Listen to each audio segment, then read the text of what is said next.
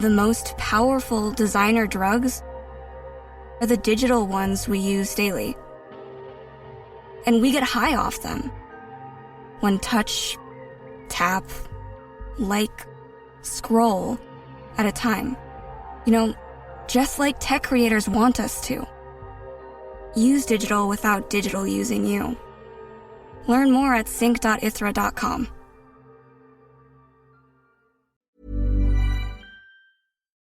We acknowledge the traditional owners of country throughout Australia and recognise their continuing connection to land, waters and culture. We pay our respects to their elders past, present and emerging. Hello there and welcome back to another exciting episode of This Song Is Yours. I'm your host Simon Fink, and today we're in for a treat as we sit down with the exceptionally talented Australian singer-songwriter Asha Jefferies.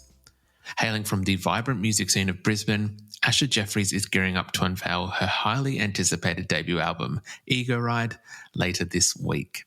Recorded at Prawn Records in Brisbane, this captivating record is a testament to Asha's raw talent and unbridled creativity, with none other than the legendary Sam Cromack from Ballpark Music at the production helm. We're lucky enough to have Asha herself joining us on the podcast today to give us the inside scoop on all things Ego Ride. From the exhilarating highs to the introspective lows, get ready to delve deep into the heart and soul of this mesmerizing debut album. In today's episode, Asha opens up about her journey to this pivotal moment in her career, shedding light on what inspired her to finally take the leap and share her music with the world. We also explore the transformative power of music in overcoming anxiety and embracing vulnerability as a songwriter. Also, let's not forget the music that unfolded in the studio with Sam Cromack. Asha shares her insights into the collaborative process, revealing how working alongside Sam as both a producer and fellow songwriter allowed her to uncover the true essence of each and every track on Ego Ride. As we look ahead to the future as well, Asha gives us a sneak peek into what fans can expect from her upcoming tour, teasing the electrifying live performances that are sure to captivate audiences far and wide. Now, before we kick things off, make sure you subscribe to This Song Is Yours on your go-to podcast platform. Stay tuned for more fantastic episodes throughout the year by following us on social media. Details are waiting for you in today's show notes. We also want to extend a huge thank you to Elise for her invaluable assistance in bringing today's episode to life. Details on where you can purchase and stream Ego Ride can also be found within the show notes as well. So let's get into it and dive headfirst into the mesmerizing world of Asha Jefferies.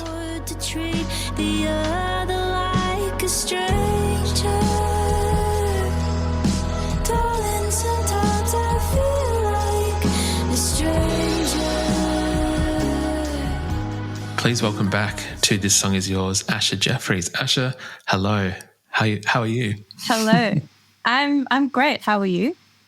I'm doing very well, thank you. Thank you so much for spending some time with us to have a chat today. I appreciate it. Thank you for having me. Of course, my absolute pleasure. We were just having a very quick word before recording that it has been a few years in between our conversations. I think we had a chat on your last EP and the single Crybaby, and now we're here to have a chat about the brand new debut record, Ego Ride, from yourself. Congratulations. Thank you very much. Yeah, I feel like not long after we chatted in 2021, I decided to start a career in music. Not because of our conversation, I want to say. But it just came about that I stopped kind of wanting to release music. But then classically enough, what happened since is I am releasing an album. Look, I'm glad that we're getting the album. I'm glad that it's kind of playing out in a way that we now get to enjoy this record. I'm very excited for you, and it is a fantastic record. It is Ego Ride. It does come out later this week. For anyone who's listening to this podcast, and we'll put links in the show notes where people can be able to stream the record once it's out, but also pre-order it and buy it. How are you feeling with it coming out now? Because I imagine that there's a multitude of feelings and kind of emotions that come with putting out a debut record. Absolutely. Yeah. I'm mostly just feeling very sentimental and feeling very proud of the last couple of years. And yeah, being able to be in this moment where not only is it done, but it's a couple of days before it's released. So it feels really, really special.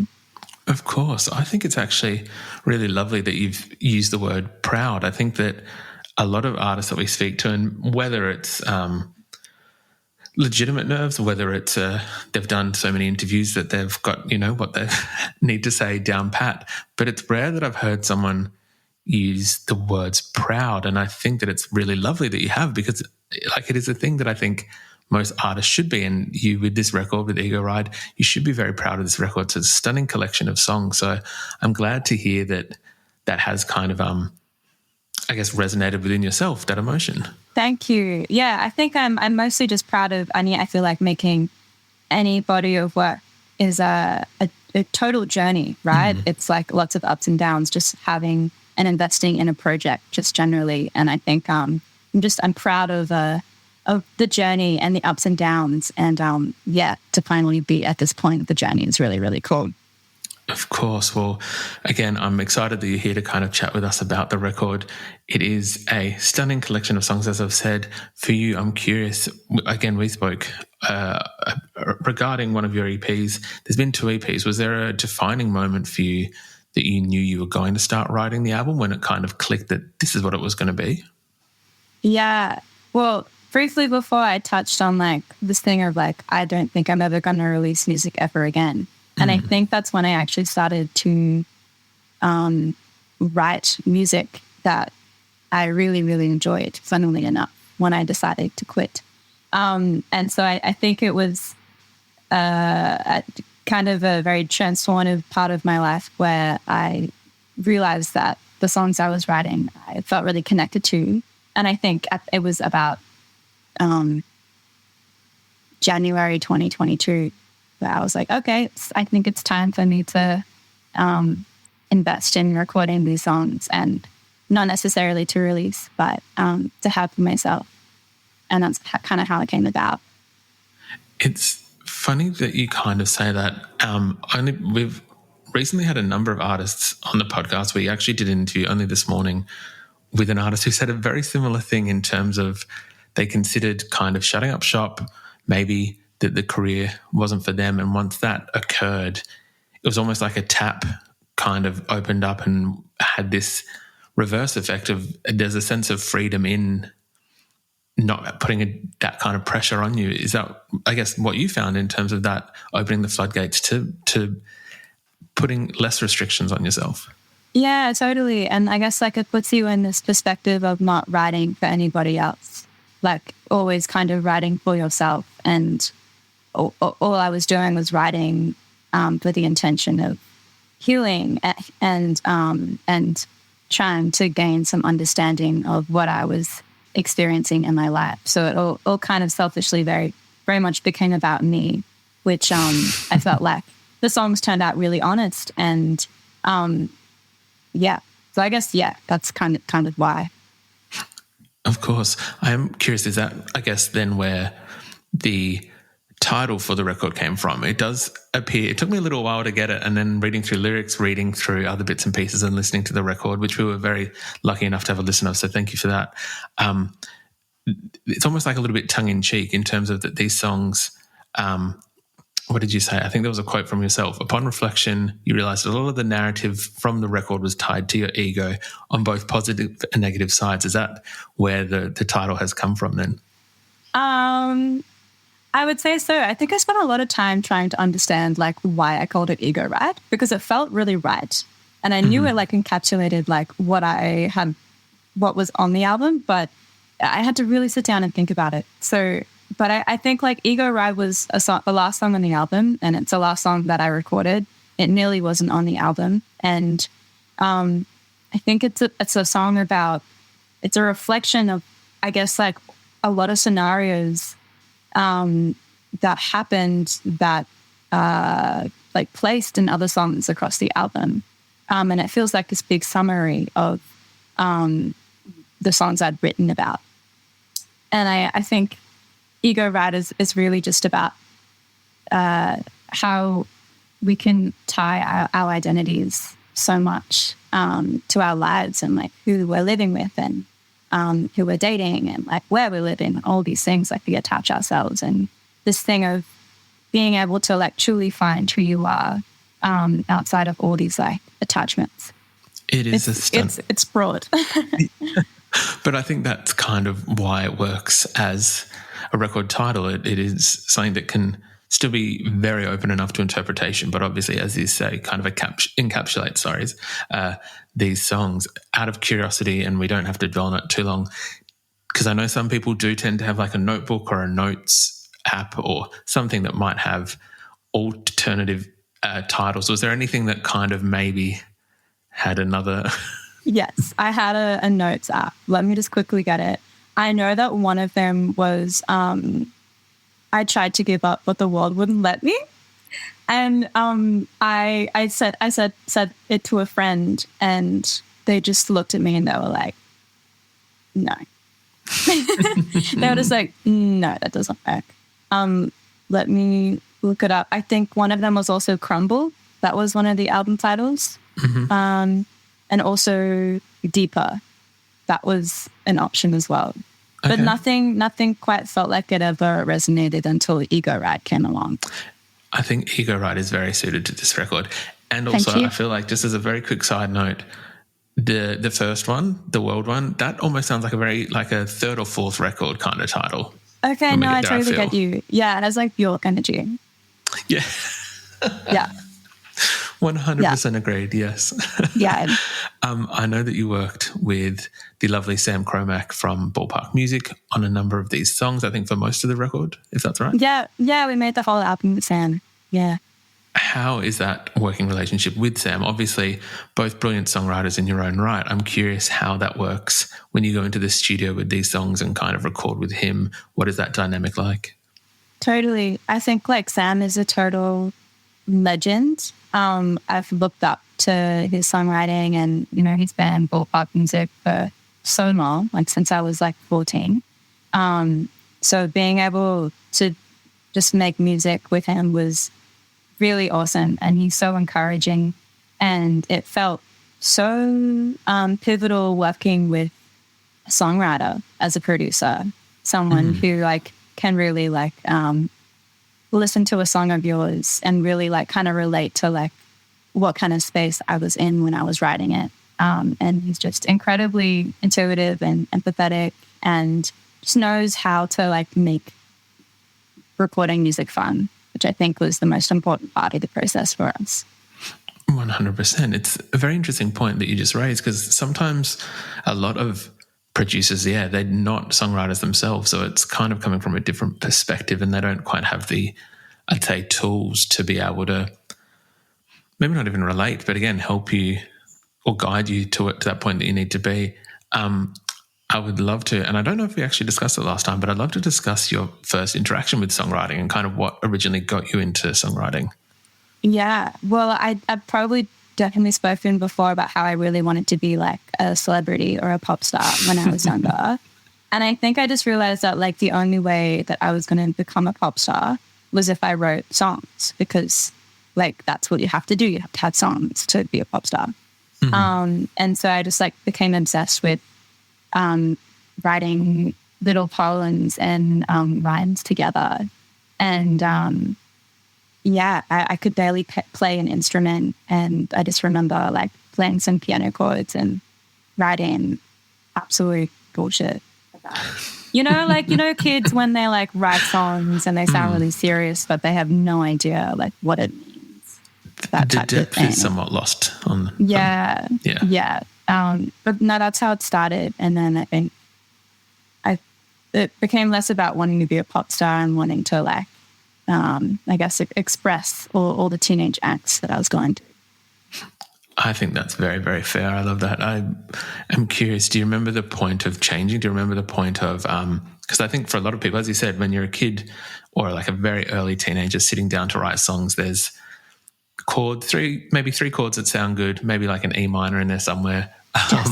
Yes. And like lyrics that are very surface level. Do you remember that point that kind of changed for you where you thought, oh, I could actually kind of do this, and I'd seem to be good at it?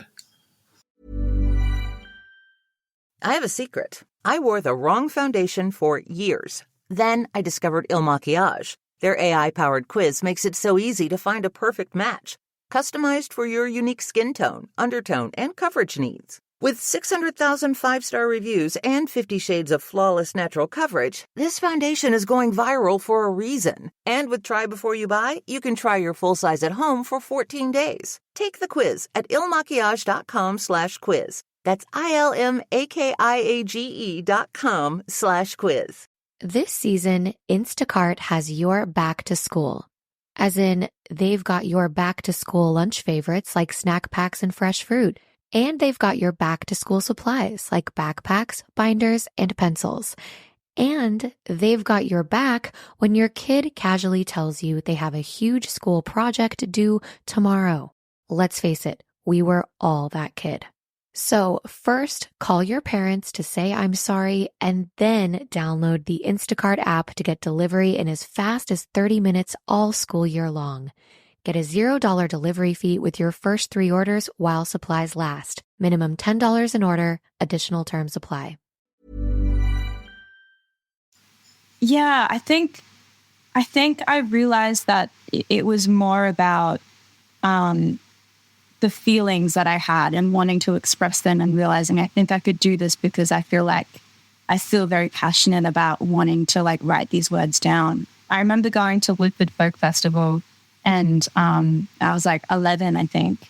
And I kind of came across this singer-songwriter called Jack Carty, who's Australian, and he's just a really incredible writer, and becoming obsessed with his music and how heartbreaking and honest it was. And I got all of his albums on CD for my birthday that year.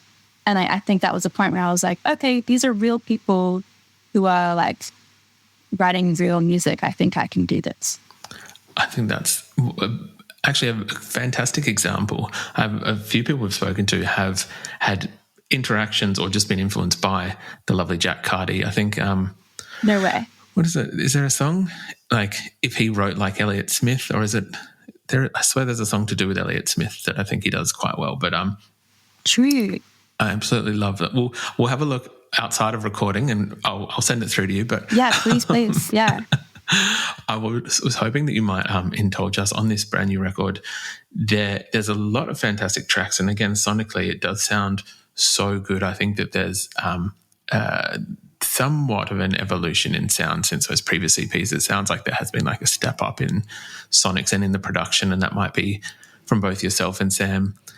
Golden Hour, I was hoping you might talk me through, because I kept returning to that track. The second half of that track, listening to this record on headphones and just kind of having it below open. Anyone listening to this podcast, by the way, please put on some good headphones when you listen to this record, because it's fantastic.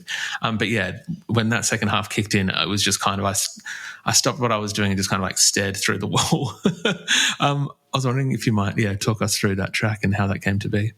Yeah, well, that's so lovely. Thank you so much. That means a lot, because I really love Golden Hour. It doesn't feel like it's I don't know. I love its placing within the album.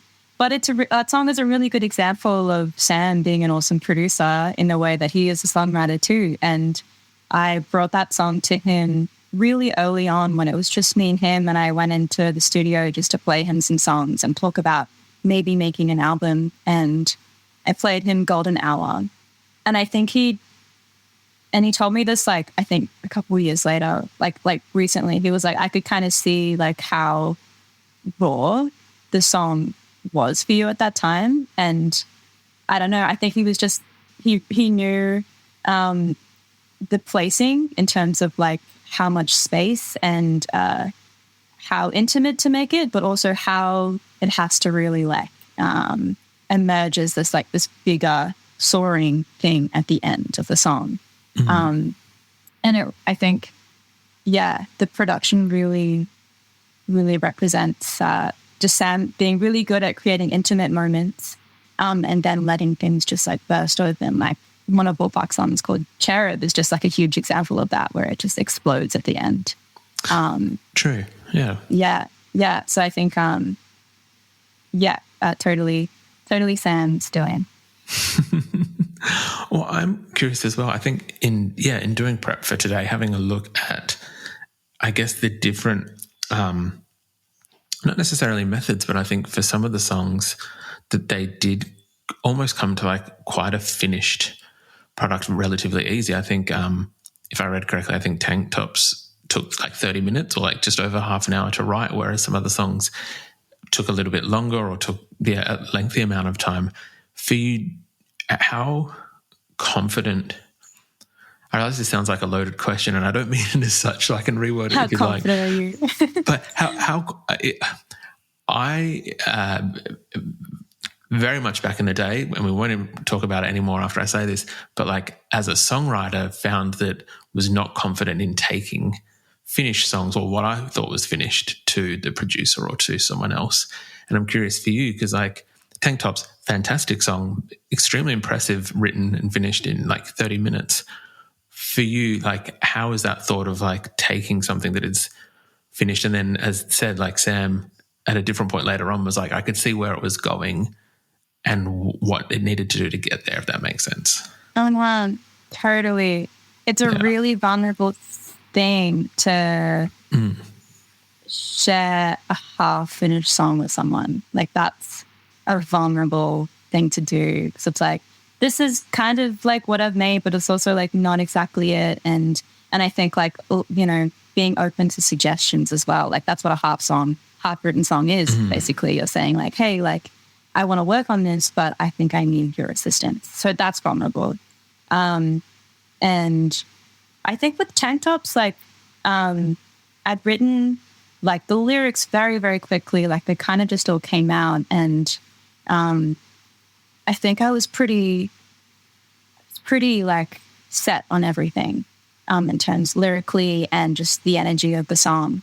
And I actually took it to Aiden, who produced and mixed the Pinnacle EP, and we did like production work on Tank Tops, and then ended up recording it live with Sam. But actually, to switch it into a different gear and different song, a song called Spinning was a half-written song that I brought to the band and Sam, which was incredibly vulnerable and scary, and I hated it. And it also like turned out to be one of the most awesome days in the studio, where we kind of brought two half-written songs together of mine and created Spinning. So it's kind of cool what you can do when you're vulnerable and open to it.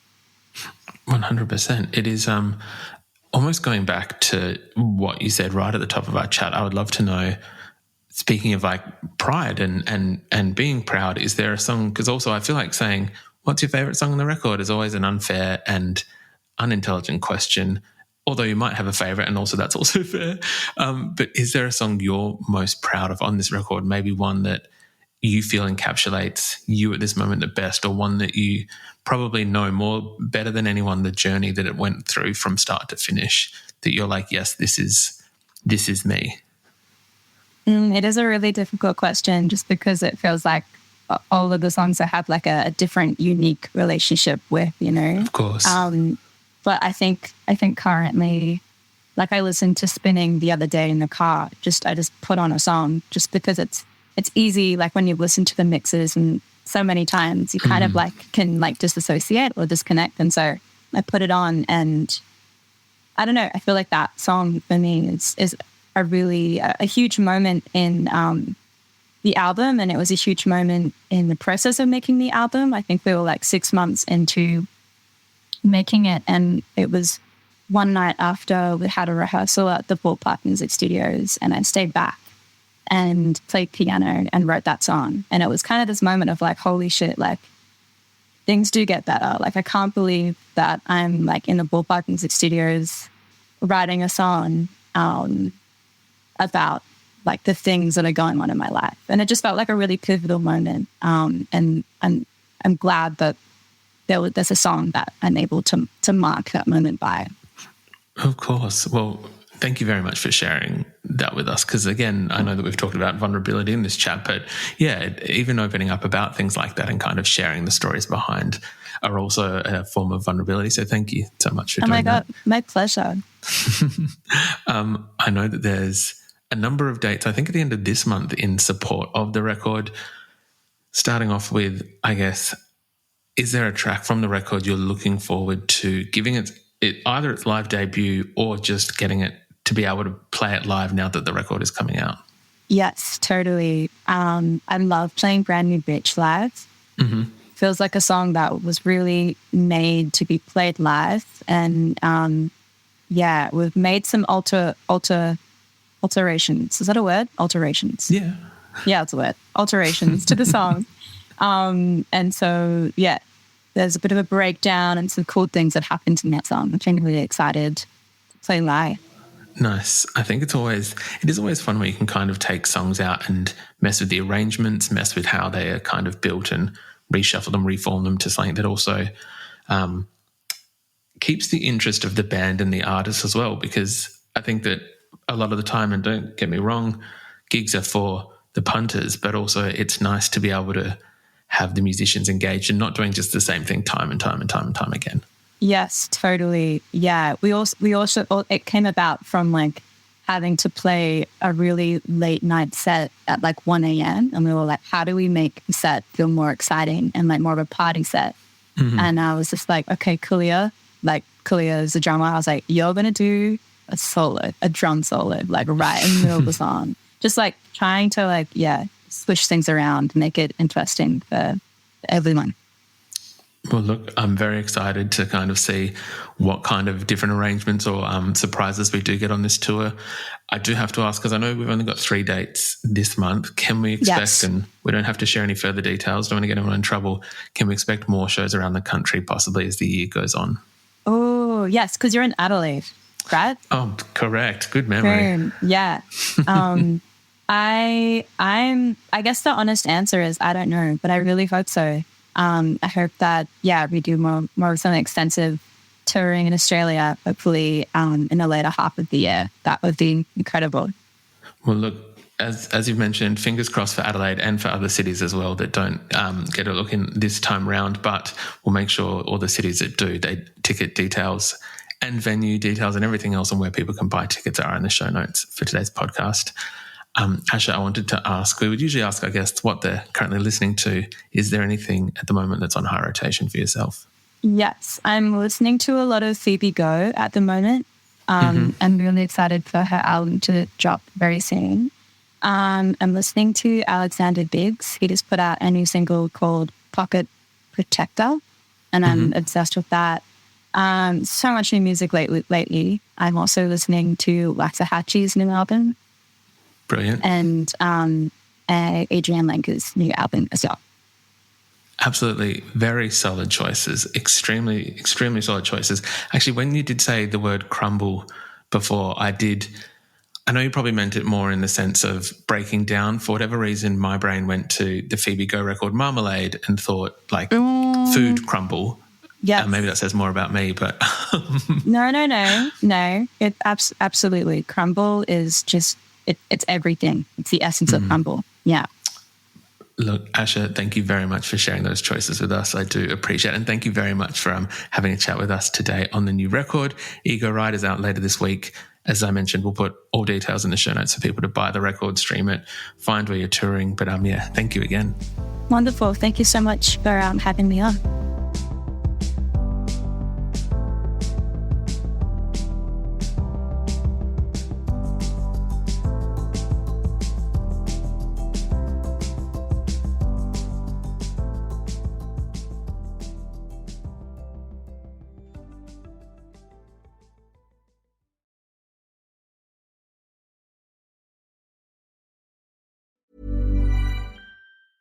Never sleep hot again with Bowl & Branch's best-selling naturally cooling sheets. They feel super crisp and cool to the touch and are expertly designed for enhanced breathability so you don't overheat at night. Start getting your best night's sleep this summer with cooling sheets made with the highest quality materials. Try Bowl & Branch with a 30-night worry-free guarantee. Plus, get 15% off and free shipping on your first set of sheets at bowlandbranch.com with code BUTTERY. Exclusions apply. See site for details.